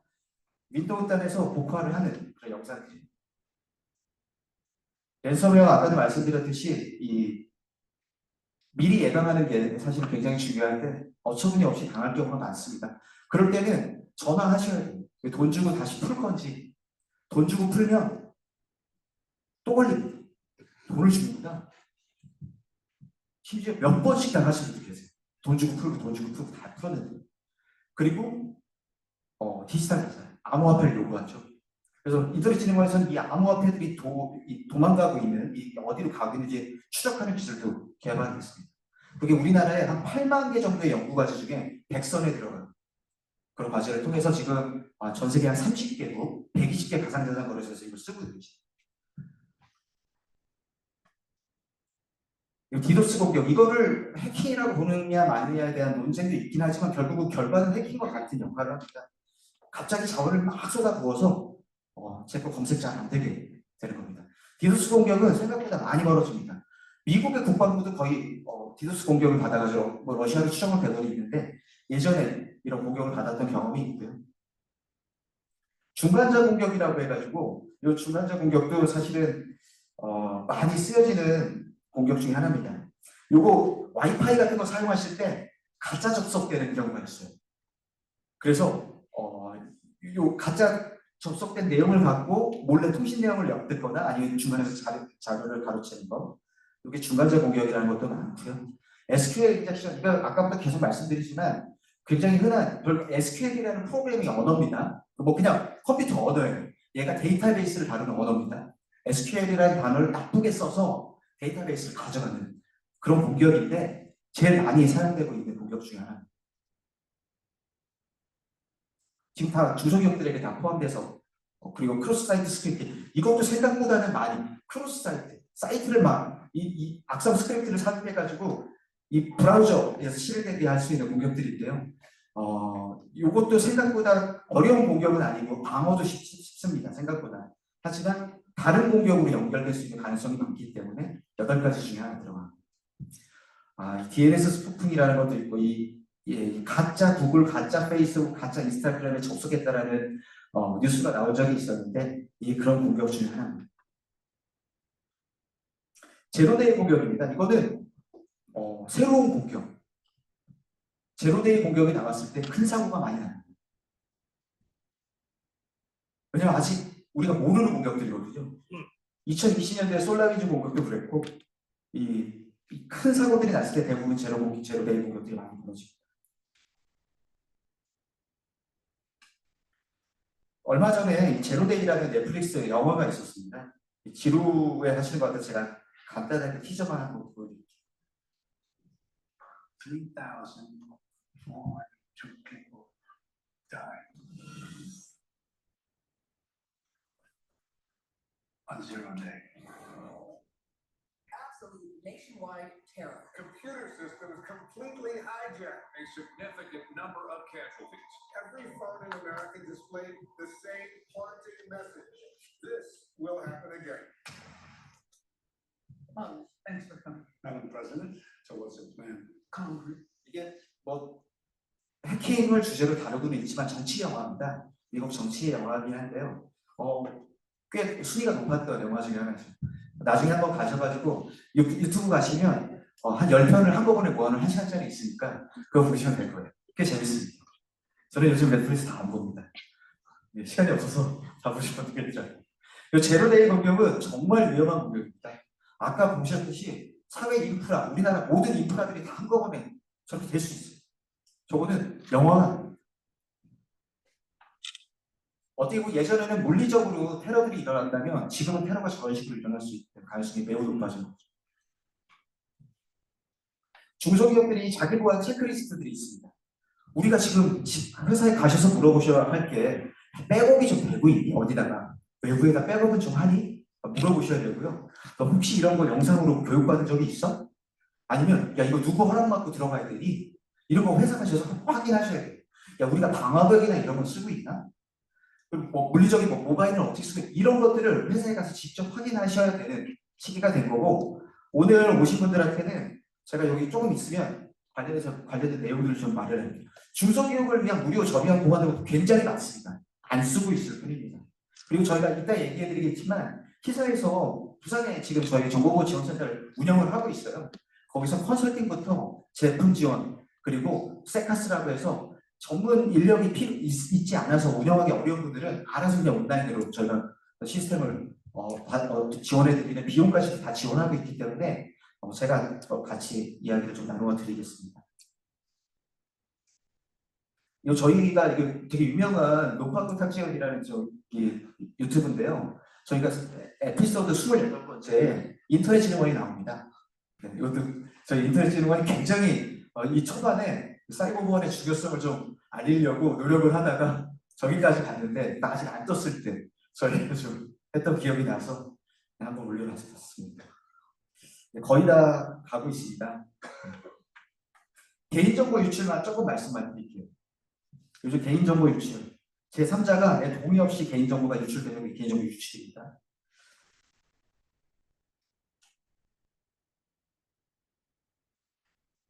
이거는 더 이상 얘기하지 않겠습니다. 지금 계속 얘기가 되고 있고 SKT의 유심칩에 대한 정보가 유출이 됐는데 이건 개인정보 유출은 아직 아닙니다. 개인정보가 유출됐다는 증거가 없어요. LG U+ 때는 개인정보가 유출이 돼서 다크웹에서 그 개인정보들이 돌아다녔습니다. 그래서 개인정보 유출이라고 저희가 하는데 지금은 아닙니다. 유심의 정보가 해킹됐고 그 유심의 정보가 있던 서버가 해킹을 당했다는 얘기지 아직까지 구체적인 사실이 나오지 않았던 그와 관련된 내용들을 열심히 전문가들이 지금 조사를 하고 있다는.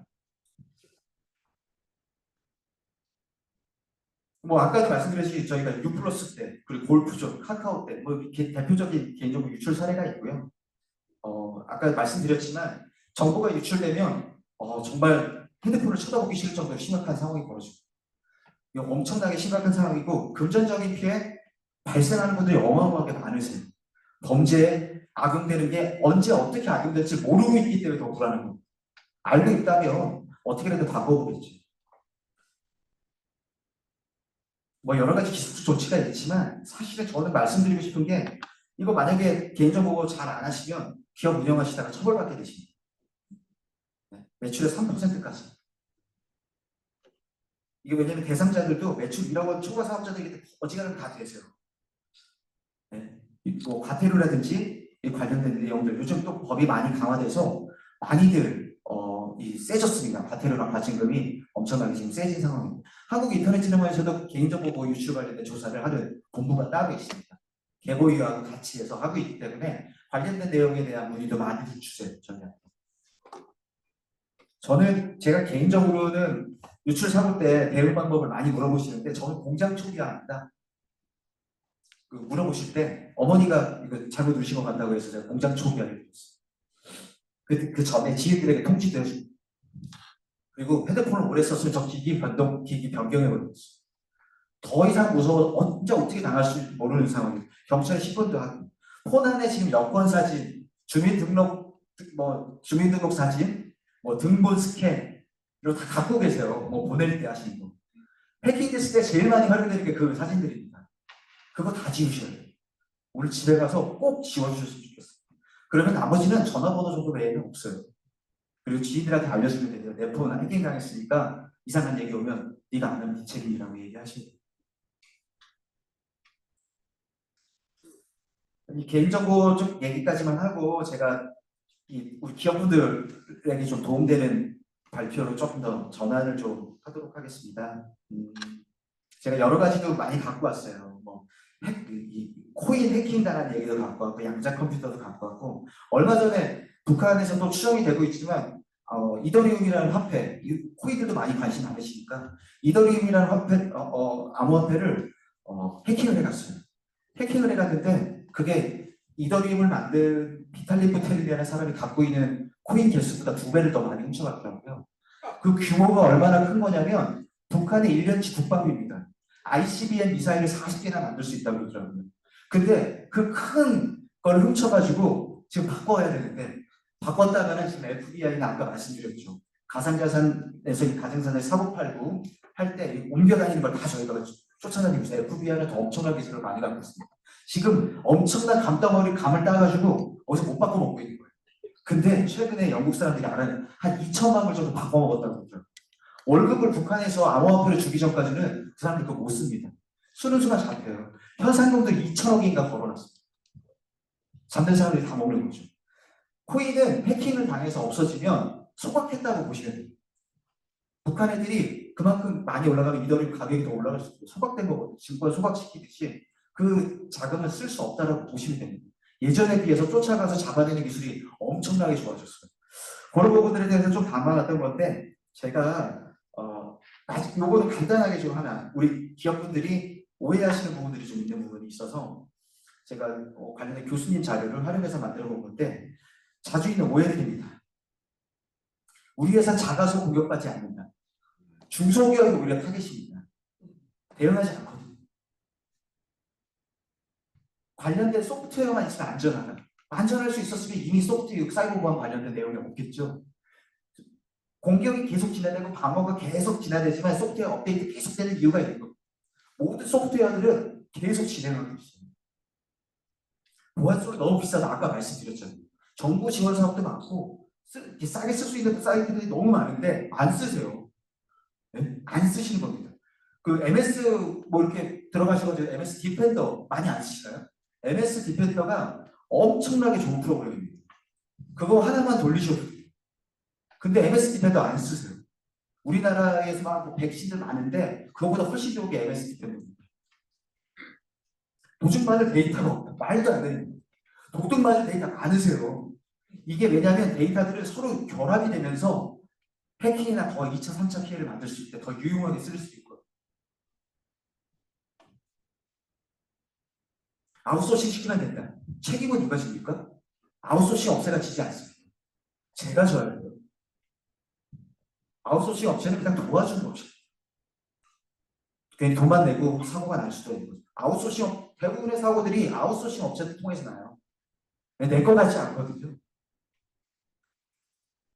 제가 계속 말씀드리는 게 이 접근을 할 때 여러 가지 인증 단계를 두셔야 돼요. 아까 얘기했던 그 해킹, 그 암호화폐 이더리움 훔쳐간 해킹도 4명 중에 3명이 인증을 해야지만 이 자금이 왔다 갔다 할 수 있거든요. 근데 그 타이밍을 다 맞춰서 해킹을 한 겁니다. 굉장히 오랫동안 보고 있다가 그 사람의 모든 정보를 계속해서 보고 있다가 그 순간을 차지해가지고 해킹을 한 거예요. 어마어마한 돈을 가져간 거죠. 소프트웨어 업데이트가 당연한 얘기고요. 패스워드 전체 아까 90% 이상이 안 바꾼다고 얘기했는데 바꿔놓고 까먹을 때 많으시잖아요. 어때 잘 물리적으로 보관해 놓으시죠. 들고 다니시면 안 돼요. 이제 들고 다니시면 어디선가 다 유출이.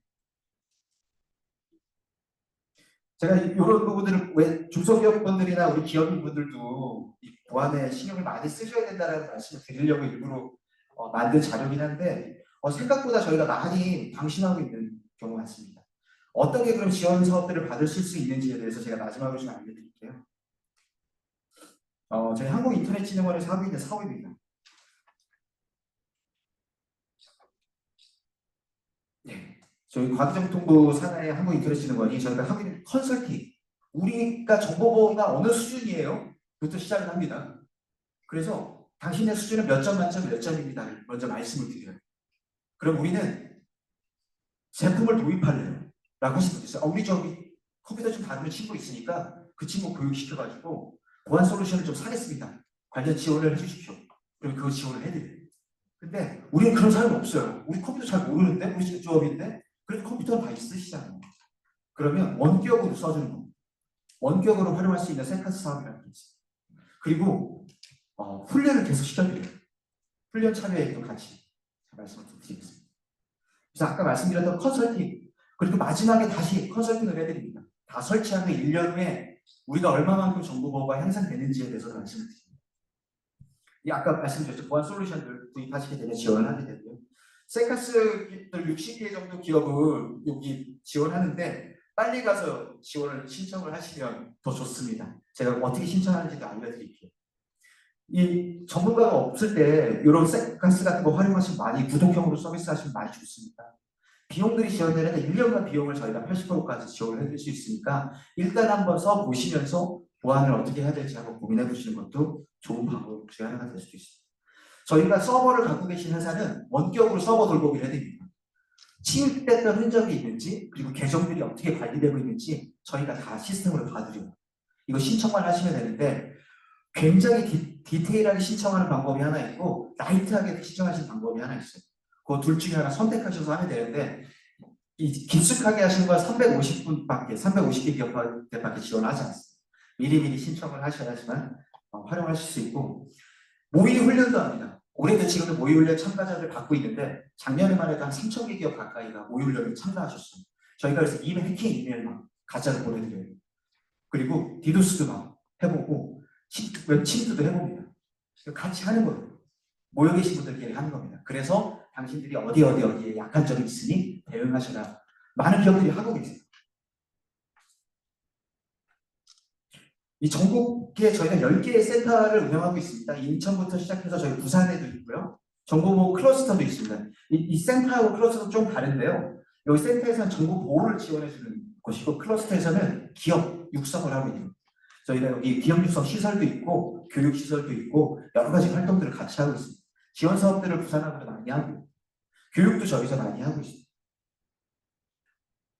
그래서 신청을 하셔야 됩니다. 저희 보호나라라는 사이트가 있고 여기 지역정보보호지원센터 홈페이지가 있으니까요. 지역정보보호지원센터 해서 들어가셔서 해당 위치, 내가 가까운 위치에 있는 사업장이 있는 위치 신청을 하시면 되고요. 저희가 같이 협의하고 같이 참여해서 나중에 관리까지 진행하는 역할을 합니다. 오늘 오셔서 인사 나누신 분들 중에 궁금하시고 잘 안 되는 부분 있으면 제가 특별히 전화를 직접 받아드리겠습니다.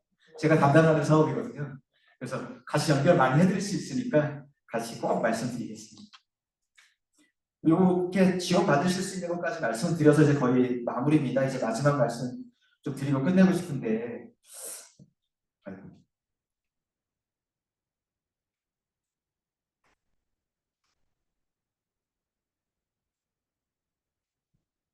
저도 이 강의를 준비하면서 사실은 어떻게 하면 좀 더 쉽게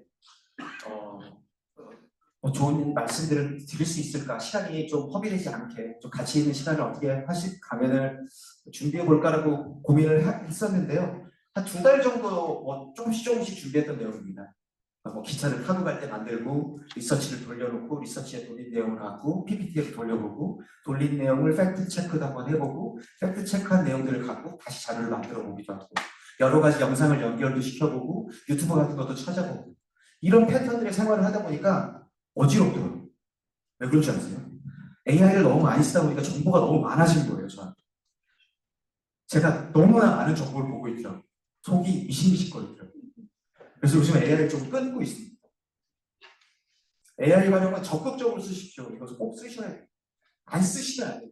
더 쓰실 수 있는 역량이 되신다니까요. 젊은 사람들에 비해서. 꼭 쓰셔야 돼요.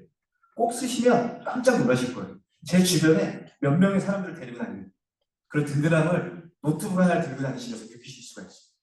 그냥 세상 돌아가는 모든 걸 물어보세요. 그거부터 AI를 활용할 수 있어요. 어떻게 물어봐야 되는지도 물어보세요. 내가 이런 거 알고 싶은데 어떻게 물어봐야 되니부터 시작합니다. 그리고 직업 생산의 직업. 제가 아까도 말씀드렸지만 어떤 사회 변화가 분명히 일어날 것이다. 이 변화는 이미 일어났어요. 텔레비전 가서 보시면 맨날 애완동물, 여행, 먹는 거 이거로 바뀐 지 몇 년 됐습니다. 그게 그냥 바뀐 게 아니에요. 디지털로 생활이 전환되면서 사람들이 그쪽으로 가고 있는 겁니다. AI로 생활이 바뀌면 더 많이 필요할 겁니다. 이거 어떻게 남는 시간을 어떻게 활용하실 건지 여기에 관련된 비즈니스가 앞으로 각광될 수밖에 없는 그런 이미 텔레비전만 틀면 맨 노는 얘기밖에 안 나와요. 몇 년 됐습니다 지금.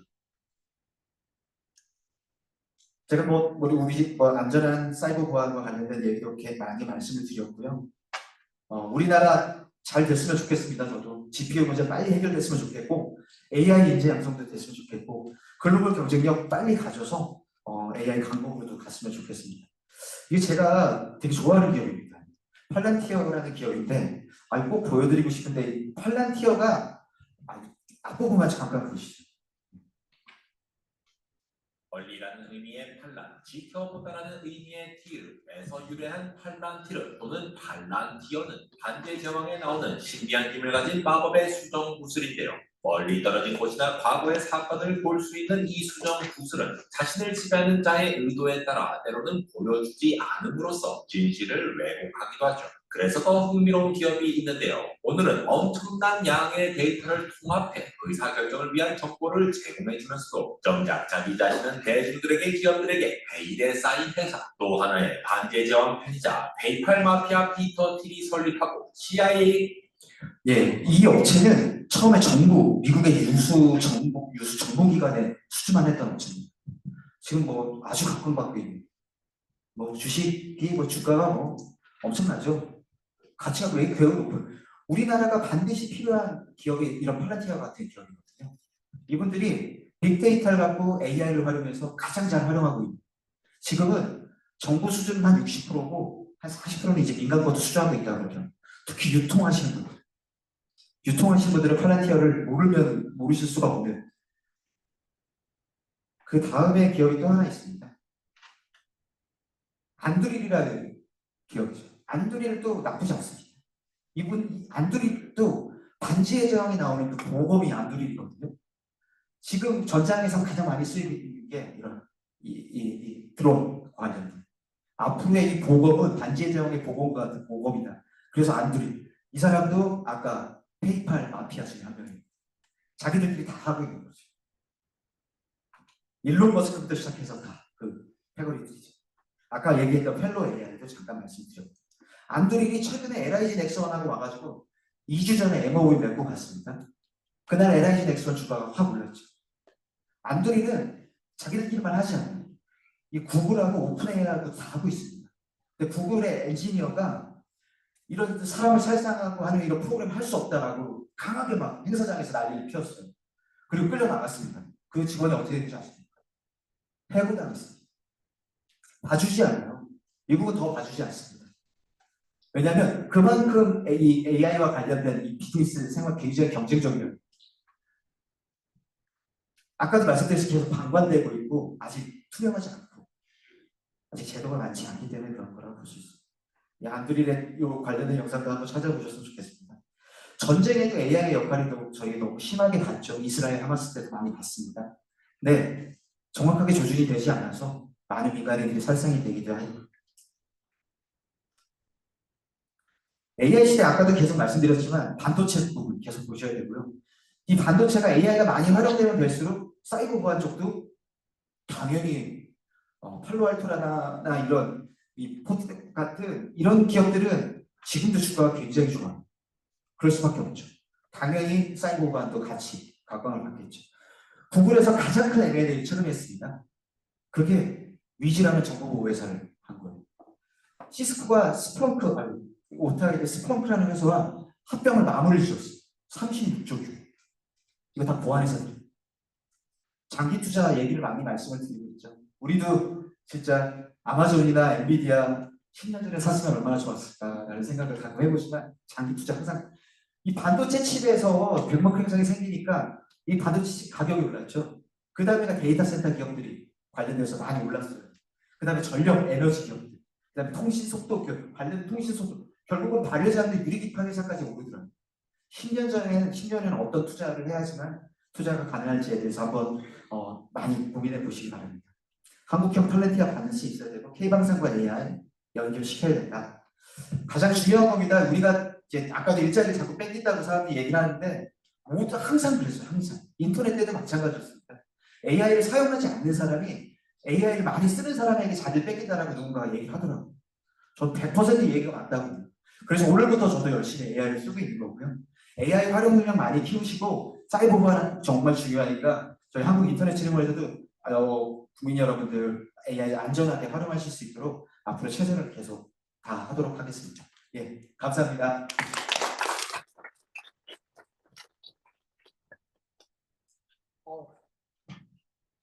너무 고생하셨습니다. 이거 거의 한 학기가 아니라